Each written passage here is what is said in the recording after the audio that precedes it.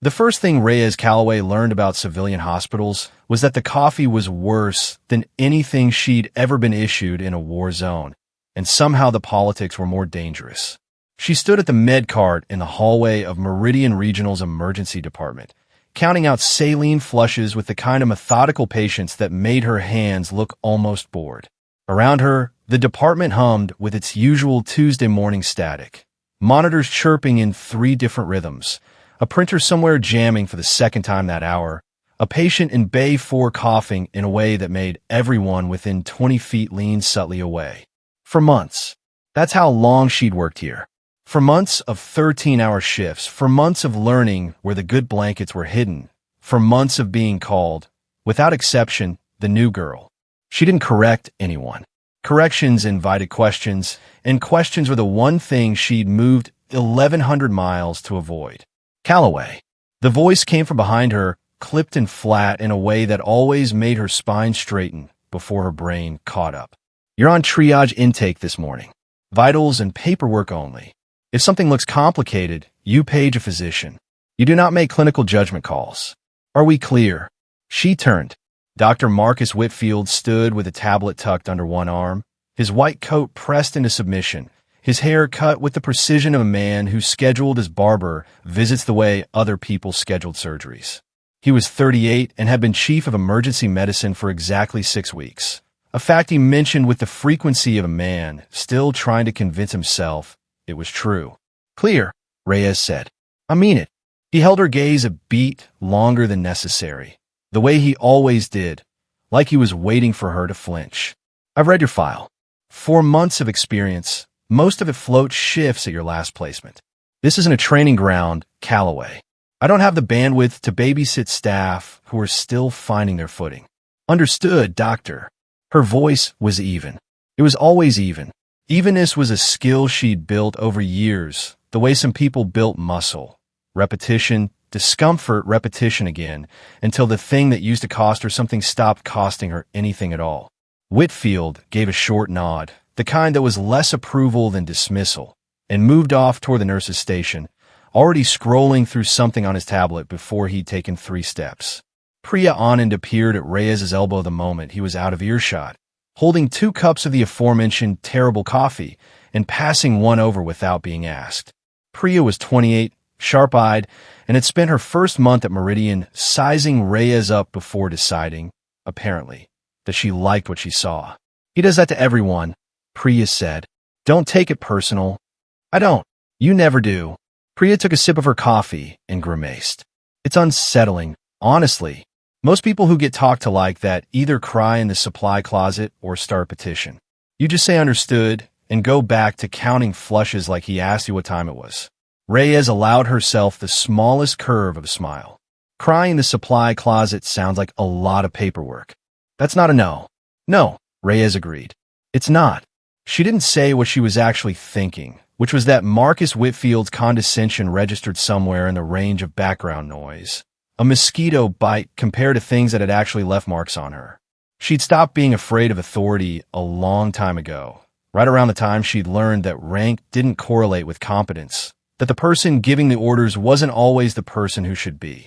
She'd learned that lesson at altitude, in the dark, with someone screaming into a radio that wasn't answering. She put the memory back where it belonged, in the locked room at the back of her mind, the one she visited rarely and never on purpose, and went back to counting flushes. The morning moved the way ED mornings always moved, in fits. A lull, then a scramble, then a lull that felt earned even though nothing had actually been resolved, just triaged and shuffled into rooms to wait. At 10:40, the scramble arrived in the form of a 71-year-old man named Walter Higgs, who had fallen off a ladder while cleaning gutters and was now lying in Bay 2 with a leg bent at an angle legs were not supposed to bend, his blood pressure sliding in a direction blood pressure was not supposed to slide. Reyes was 3 feet away, restocking gauze, when it happened. Dr. Chun, a second-year resident, sharp but green, the kind of doctor who still double-checked dosages against his phone when he thought no one was watching, was trying to get a line into Higgs's arm and missing. Twice. The old man's veins had collapsed under the weight of shock. rolling away from the needle like they had somewhere better to be. And Chin's hand were starting to show it, a fine tremor creeping into fingers that needed to be steady. Reyes watched from the doorway. She wasn't supposed to be watching. She was supposed to be counting gauze. She counted the leg angle instead. Femur probably closed, but the swelling was already tinting the skin, which meant blood was pooling somewhere it shouldn't be. She counted his color. Not gray yet, but heading there, the particular ashen tone that showed up right before a body decided it couldn't keep compensating anymore. She counted his breathing, too fast, too shallow, the kind of breathing that happened when pain and blood loss started competing for the same nervous system. Internal bleeding. Significant. The leg alone could hide 2 liters before anyone noticed, especially in someone his age with vessels that had spent 71 years getting less forgiving. Chin missed a 3rd time. "You're going too shallow," Reyes said. She didn't raise her voice. She didn't step into the room. She said it the way you'd mention that someone had a bit of lettuce in their teeth. Quiet, factual, easily ignored if you wanted to ignore it. His pressure's dropping faster than his leg explains. Check his abdomen before you burn any more time on that line. Chin's head snapped toward her, startled, the needle still hovering. For a second, nobody moved. Then he pressed 2 fingers against Higgs's abdomen, low, into the left, and the old man let out a groan that had nothing to do with his leg. "Rigid," Chin said, mostly to himself. That's rigid." "Splenic, probably," Reyes said. "Get imaging on standby. He needs a surgeon before he needs that for." Chin looked at her for one more second. The look of someone recalibrating something. And then he was moving, calling for Whitfield, calling for a portable ultrasound, his voice sharpening with the particular clarity that showed up when a resident finally understood what he was looking at. Reyes stepped back into the hallway and resumed counting gauze. She did not follow up. She did not ask what happened. 6 minutes later, Higgs was wheeled toward imaging with 2 4 lines running and a surgical consult already paged, and nobody in that hallway would remember later that the correction had come from the new girl standing in a doorway with a box of 4x4S in her hands. That was fine. That was, in fact, the entire point. Whitfield found her an hour later, during the lull that followed. He had the particular walk of a man who'd heard something secondhand and wanted an explanation, quick and irritated, heels striking the linoleum like punctuation. "Calloway, my office." His office was less an office than a repurposed supply closet with a desk crammed into it. But he said the words the way other men said corner suite, and Reyes had learned not to comment on the gap between how people described their authority and what that authority actually looked like. "Dr. Chun tells me you flagged internal bleeding on Mr. Higgs," Whitfield said, once the door was shut. He didn't sit. Neither did she. Before imaging. Before I'd even seen the chart. "I noticed his pressure was dropping faster than the leg injury explained," Reyes said. "I mentioned it. You mentioned it." Whitfield repeated the phrase like it was something distasteful he'd found on the bottom of his shoe. "You're a triage nurse with 4 months on staff. You do not diagnose internal hemorrhage in my ED. Do you understand what happens if you're wrong? If you'd sent Chun chasing a splenic bleed and the actual problem was something else, a PE, a cardiac event, you could have cost that man the 6 minutes that mattered. I wasn't wrong. That's not the point." Whitfield's jaw tightened. "The point is protocol. The point is that you are not credentialed to make that call, and every time you make it anyway, you undermine the chain of clinical authority in this department. I don't care how good your instincts are. Instincts aren't a license." Reyes looked at him for a long moment. There was a version of this conversation where she explained herself, where she told him that she'd read internal bleeding off unconscious bodies in conditions he couldn't imagine, under fire at night, with nothing but a headlamp in her hands and the sound of rotor blades counting down the minutes she had left before the aircraft needed to be somewhere else. There's a version where she told him that instinct was an insulting word for 11 years of training stacked on top of 3 deployments stacked on top of more bodies than she let herself count. She didn't say any of that. "Understood, doctor," she said instead. "It won't happen again." It was a lie, and they both seemed to sense it was a lie, but Whitfield accepted it anyway, because accepting it let him end the conversation feeling like he'd won something. "Good," he said. "Triage and vitals. That's your lane. Stay in it."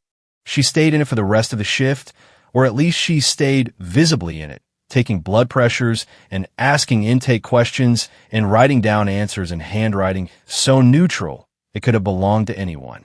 Priya found her at the supply cart around 1 in the afternoon and didn't ask what had happened in Whitfield's office because she didn't need to. The whole department had felt the temperature change when Reyes walked out of that closet. For what it's worth, Priya said, restocking alcohol swabs beside her, Chin told half the nurses' station you probably saved that man's life. He's not wrong. Denise heard it too. She just won't say anything because she likes her job. It's not worth anything, Reyes said, not unkindly. It doesn't need to be. Priya studied her for a second, the way she sometimes did, like she was trying to read a language she only half spoke, and then let it go, because that was the unspoken rule between them. Priya asked.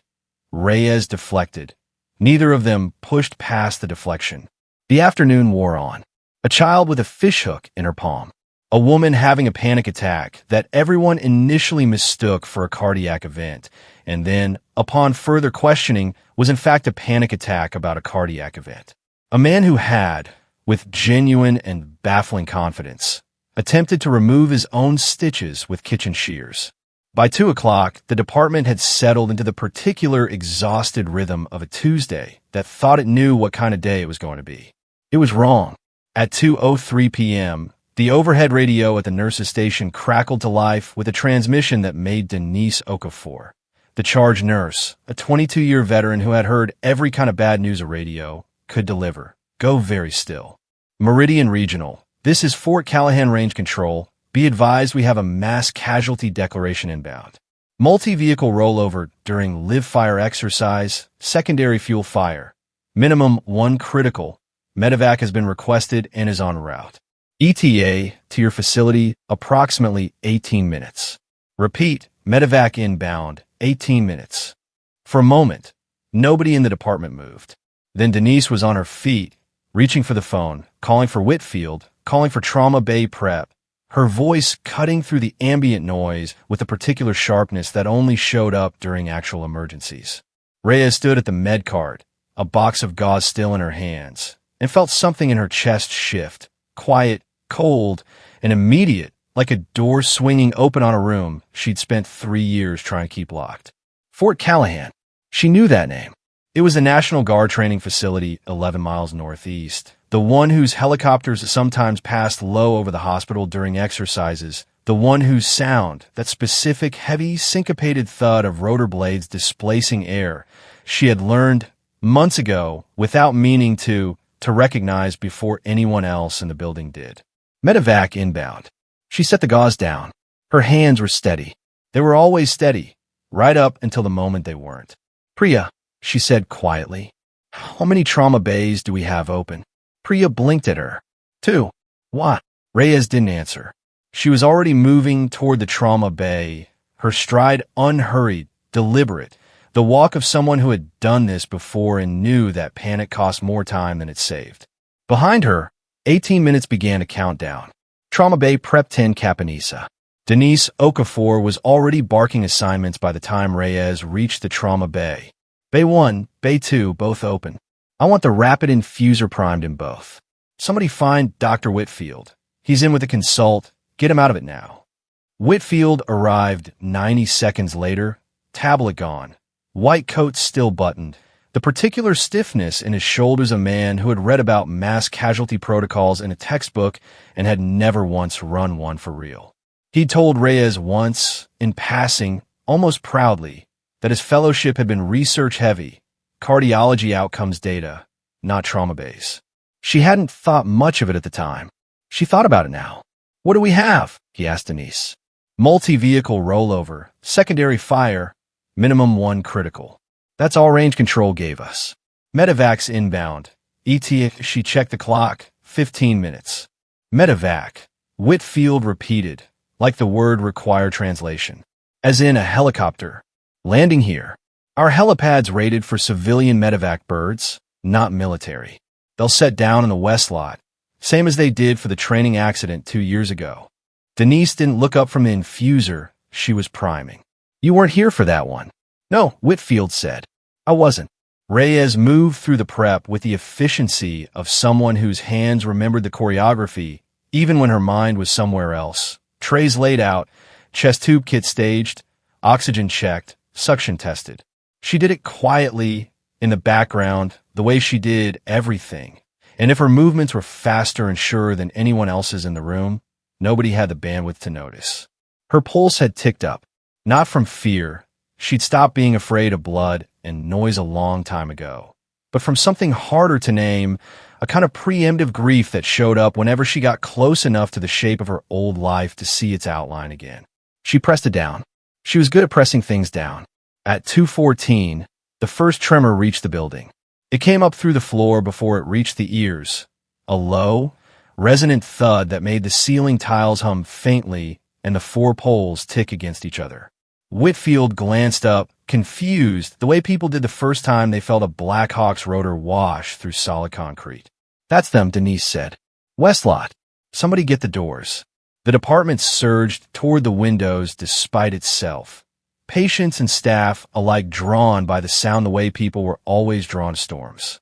Through the glass, Reyes watched the aircraft come in low and hard, kicking up a wall of loose gravel and cut grass from the lot. The pilot fighting a crosswind before setting the skids down with the kind of controlled violence that always looked from the outside like it shouldn't have worked. She knew that aircraft. Not that specific tail number, but the shape of it, the sound of its engines spooling down, the particular way its side door slid open before the rotors had fully stopped. Every detail of it lived somewhere in her body that she'd never managed to talk out of remembering. Two figures came off the bird first, moving in a dead sprint toward a litter being handed down behind them. A third followed, a medic bag slung across his chest, running with a low, economical stride of someone who'd covered this exact 50 yards under worse conditions than a parking lot. Incoming, someone shouted from the ambulance bay doors, and then the doors were open and the noise of the world outside. Rotor wash, shouting, the distant crackle of a radio pinned to someone's chest rig poured directly into the sterile hush of the ED.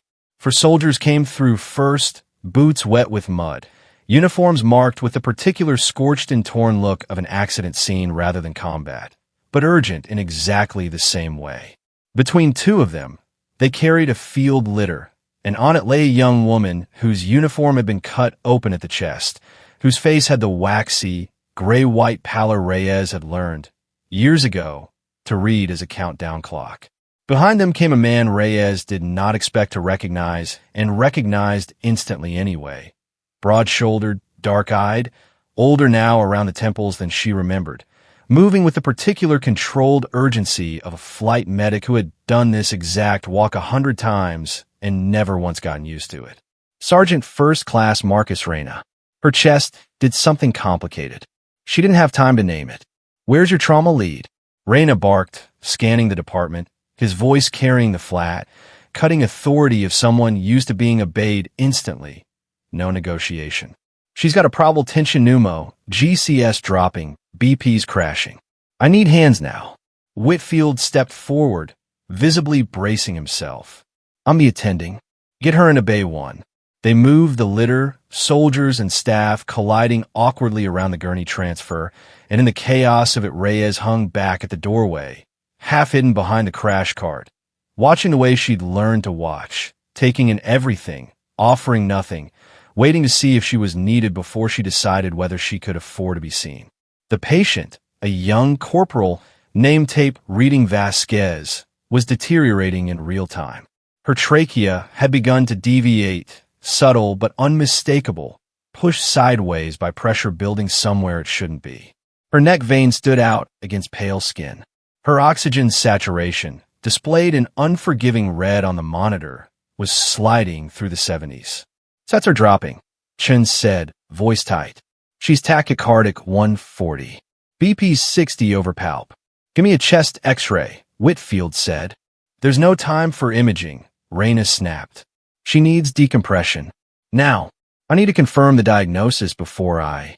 "You're looking at tracheal deviation and absent breath sounds on the right side," Reyna said, each word landing like a hammer strike.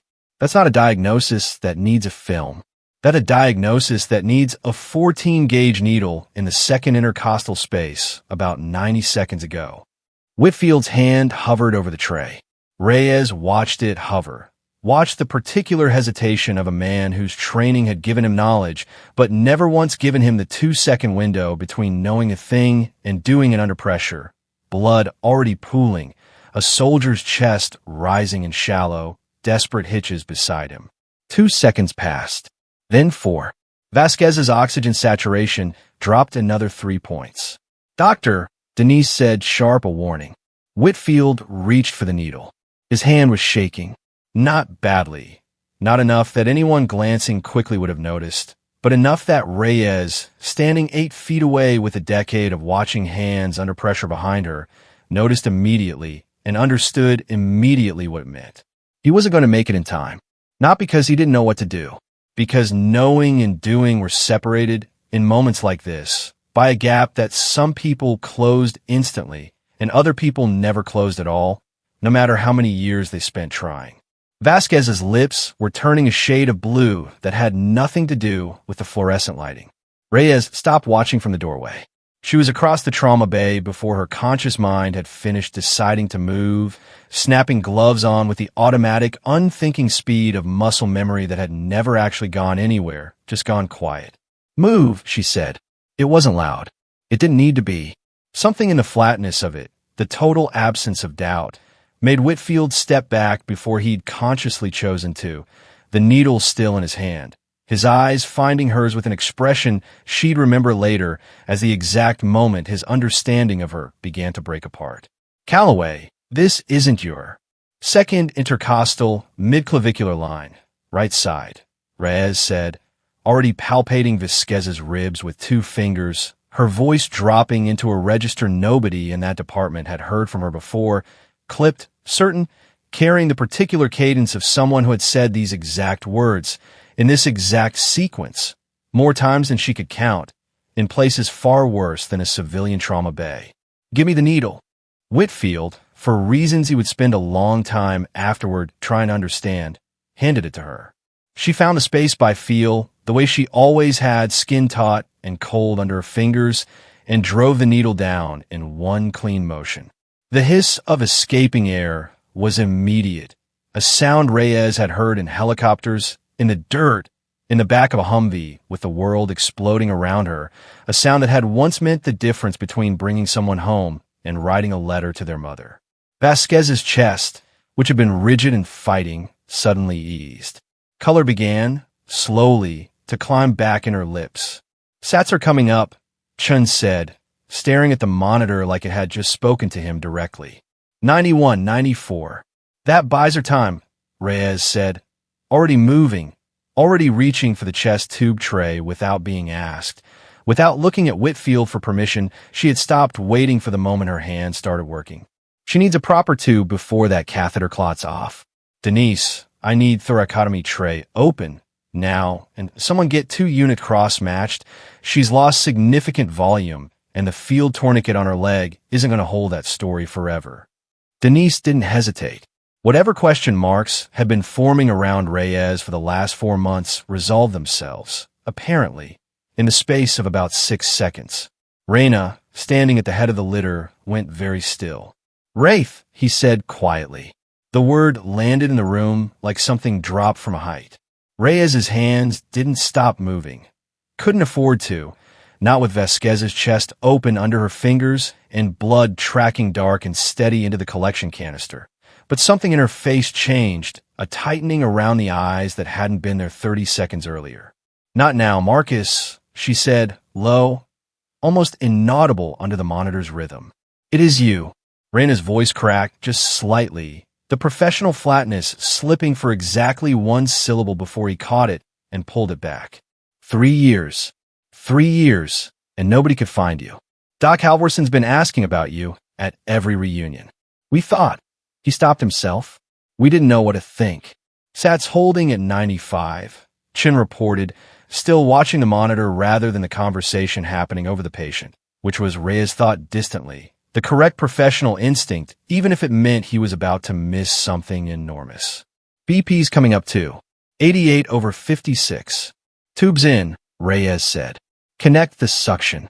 She stepped back once the chest tube was secured and the pleural cavity was draining clean, stripping off blood-slick gloves with hands that had gone, in the space of 10 minutes, from unremarkable to the most important pair of hands in the building. Vasquez's vitals were climbing steadily now, her color returning, her breathing settling into a rhythm that no longer looked like it was fighting for its life. The trauma bay was silent except for the monitor's beeping and the low mechanical hiss of the suction canister. Whitfield stood at the foot of the bed, the needle he'd never used still, absurdly, in his gloved hand, staring at Reyes with an expression that combined several things at once. Professional humiliation, genuine relief that the patient was alive, and the specific, disorienting vertigo of a man realizing that everything he believed about a person for 4 months had just been proven, in front of a full trauma bay, catastrophically wrong. You knew how to do that, he said. It wasn't quite a question. Yes, Reyes said. You've done it before. Not in a training scenario. You've actually done that. In the field. Yes. Raina made a sound that might have been a laugh if it hadn't been so tired. She's done it under mortar fire, document. In the dark. Off an aircraft that was still moving. This, he gestured at the calm, bright, sterile trauma bay around them. This is a slow Tuesday for her. Whitfield's mouth opened. Nothing came out. Vasquez was stable enough for transport to the regional trauma center within the hour, the chest tube holding, the bleeding controlled, her prognosis, according to the trauma surgeon who arrived by ground 20 minutes later, breathless and grateful, significantly better than it would have been if decompression had come even 3 minutes later than it had. Reyes didn't stay to hear the praise. She excused herself the moment the handoff was complete, walking with the same unhurried, deliberate stride she always used, and disappeared into the small supply room off the west corridor, the one with the deep steel sink and the smell of bleach that never quite left. She turned the water on and scrubbed blood from her hands that wasn't technically still there, an old habit, the kind that outlasted its original purpose and just became a thing her body needed to do. The door opened behind her. She didn't turn around. She knew the tread. You still do that, Raina said. The sink thing. You used to do it after every extraction, even when your gloves were clean. Some habits don't ask permission to stay. He leaned against the doorframe, arms crossed, watching her with the particular patience of someone who had learned, a long time ago, not to push her before she was ready. 3 years, Ray. You just vanished. Changed your name. Doc Halvorson tried 3 different addresses. Sanchez tried calling the VA, got nothing. We thought maybe. He didn't finish the sentence. He didn't have to. I know what you thought. Reyes shut off the water, gripping the edge of the sink, her reflection pale and tired in the steel above the basin. I couldn't be Wraith anymore, Marcus. Not after the crash. Every time someone called me that, I saw Delgado. I saw the fire. I couldn't. Her voice caught just once, and she let it because there was no one in this room she needed to perform steadiness for. I needed to be someone the memory couldn't find. So you became Calloway. Triage nurse. Nobody special. Nobody special is safe. Raina was quiet for a long moment. Then he reached into his vest pocket and pulled out something small, worn at the edges, and set it gently on the edge of the sink beside her. A patch, subdued green and black, an eagle rendered in simple embroidered lines above 3 small letters. DFO. Dustoff. Delgado's mother asked me to find you, he said quietly. Years ago. She said you were the last person who held his hand. She wanted you to have this. It was his. She said whoever wears it should be someone who never left anyone behind, and she couldn't think of anyone else who fit. Reyes stared at the patch for a long time without touching it. I left him behind, she said finally, the words coming out smaller than she meant them to. I couldn't get to him fast enough. I've replayed it 1,000 times. Marcus. 1,000 different versions where I'm faster, where the fire doesn't. You pulled 2 people out of a burning aircraft with a compound fracture in your own leg, Reyes said, his voice hard now, cutting through the way it had cut through Whitfield 20 minutes earlier. You didn't leave Delgado behind. The fire took him before you were even conscious. I was there, Ray. I carried you out. I know exactly what happened, because I've spent 3 years trying to find the person who did it so I could tell her she's wrong about herself. Reyes closed her eyes. Something in her chest, held rigid for 3 years, gave way. Not dramatically, not with tears, just a long, slow exhale that felt like the first full breath she'd taken since she'd walked into this hospital 4 months ago. She picked up the patch, held it in her palm like it weighed more than it did. "Okay," she said, quietly, to no one in particular. "Okay."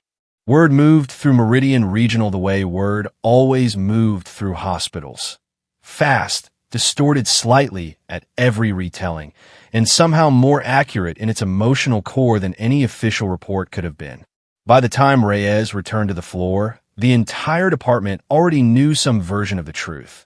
That the quiet new Hemsire, the one everyone had spent 4 months underestimating, had once flown medevac missions under a call sign that soldiers apparently still said with something like reverence. Denise found her at the nurse's station an hour later, sliding a cup of coffee across the counter. Not the terrible carafe coffee, Reyes noticed, but something from the good machine in the doctor's lounge. "Figured you earned the upgrade," Denise said. "I don't need special treatment." "You're not getting special treatment. You're getting decent coffee. There's a difference." Denise leaned against the counter, studying her with the same measured patience Priya used, -4 months of build-up. "For what it's worth, I've run this department for 11 years. I've seen a lot of nurses. I've never seen anyone read a chest like that without a beat of hesitation. You could teach half our residents things they won't learn in 4 more years of school." "I don't want to teach." "I know. I'm just telling you the door's open, in case that ever changes." Denise straightened, already moving toward the next task, the way charge nurses always were. "Whitfield wants to see you, by the way." In his office, Reyes felt the old, familiar tightening in her chest. Not fear, exactly, but the anticipation of another conversation where she'd have to make herself smaller than she was. She pushed off the counter anyway, because that was, in the end, still her job. Whitfield was standing this time, not sitting, his back to the door, staring at nothing in particular through the small window of his cramped office. He turned when she entered, and the expression on his face was one she hadn't seen from him before, something closer to humility than she'd thought him capable of. "I owe you an apology," he said, before she could speak. "Several, probably, but I'll start with the obvious one. I told you instincts weren't a license. I was wrong. What you did in that trauma bay wasn't instinct. It was training I don't have and hope I never have to acquire the hard way you did." Reyes said nothing. She wasn't sure yet what the right response was. "I looked at your file again after the surgeon left," Whitfield continued. "Really looked at it this time, not the 4-line summary I skimmed in June. 3 deployments. Flight medic, advanced trauma certified, a commendation I had to look up to understand." He shook his head slightly, like he was still recalibrating something internally. "I've spent 6 weeks running this department like clinical authority only exists on paper. Today I found out the hard way that it doesn't. It exists in people who know what to do when the paper runs out of answers." "You froze for 4 seconds, Reyes said quietly. It wasn't cruel. It was simply true, and she'd found, over the years, that the truth mattered more than kindness in moments like this. In this job, 4 seconds is a long time. It's not something you fix by reading a file. It's something you fix by being in the room, over and over, until your hands stop waiting for your brain to catch up." Whitfield absorbed that without flinching, which she respected more than she expected to. "Then teach me," he said. "Not officially. I know that's not what you want. But if a trauma comes through that door and I'm standing there again, I'd rather learn from someone who's actually done it than pretend I already know."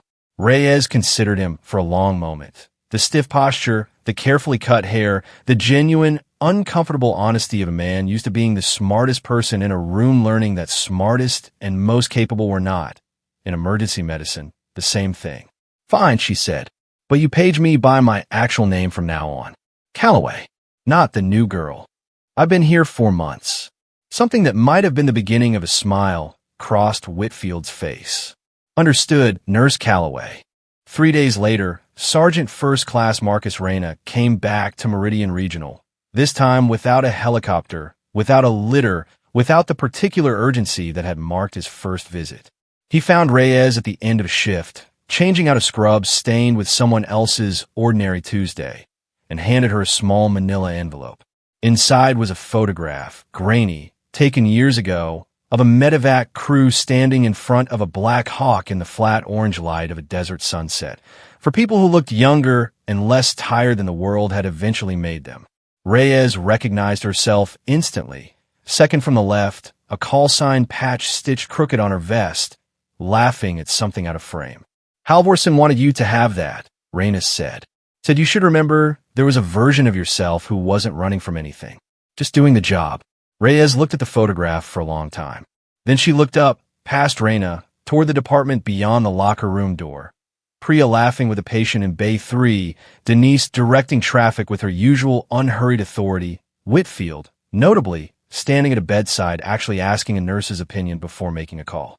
Tell them I said thank you, she said finally. All of them. Tell them yourself. Reyna smiled, the tired, genuine smile of someone who'd finally found what he'd spent 3 years looking for. You're not hiding anymore, Wraith.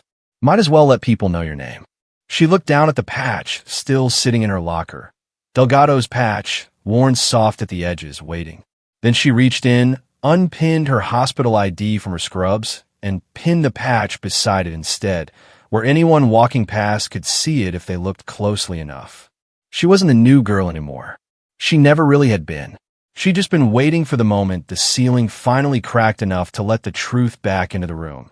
And now that it had, she found, to her quiet surprise, that she didn't want to put it away again.